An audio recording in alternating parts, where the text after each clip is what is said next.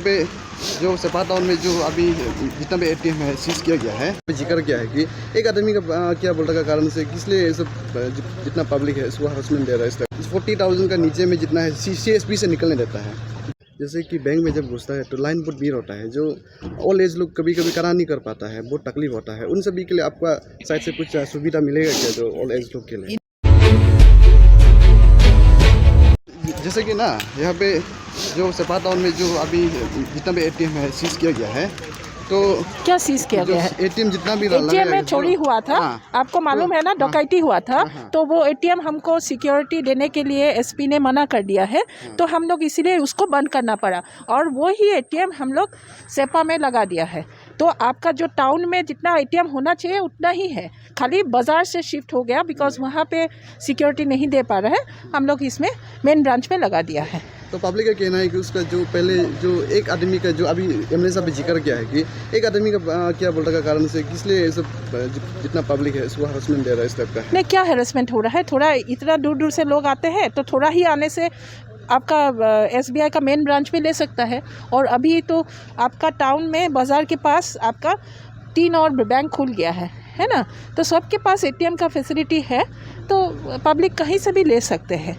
आजकल कहीं भी अपना अकाउंट स्टेट बैंक में भी होने से एटीएम, एक्सिस बैंक का एटीएम से भी पैसा निकाल सकते हैं, सेंट्रल बैंक का एटीएम से भी नहीं निकाल सकते हैं। ऐसा कुछ ये नहीं है और बाधा नहीं है। अभी ये SBI में ऐसे हो रहा है कि जो 40,000 है, जो 40,000 का नीचे में जितना है CSP से निकलने देता है, जो बिकॉज CSP क्या है? CSP जो है आपका लोकल आदमी है जिसको एक लाइवलीहुड मिल रहा है, ठीक है। आप लोग अगर लाइवलीहुड जो उसको लाइवलीहुड मिल रहा है उसको प्रमोट नहीं करेंगे क्योंकि उनको पर ट्रांजैक्शन पैसा मिलता है।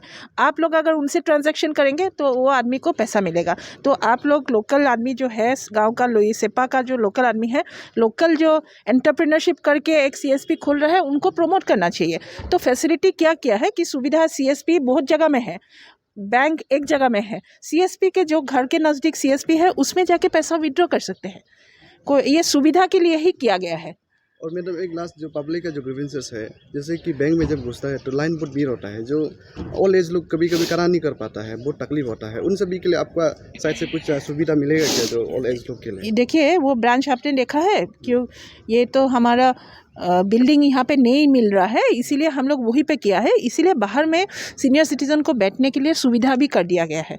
अब देखा है ना, कवर करके चेयर लगा के थोड़ा आराम से बैठने की सुविधा कर दिया है, इसीलिए क्योंकि उन लोगों को थोड़ा रुकना पड़ेगा, इसीलिए बैठा दिया गया है। और हमारा वहाँ पे ब्रांच में सिंगल विंडो काउंटर 5 तो सिंगल विंडो काउंटर है, तो कहीं पे जाके 5 सिंगल विंडो काउंटर में एक कोई भी सिंगल विंडो काउंटर में जाके ट्रांजैक्शन कर सकता है।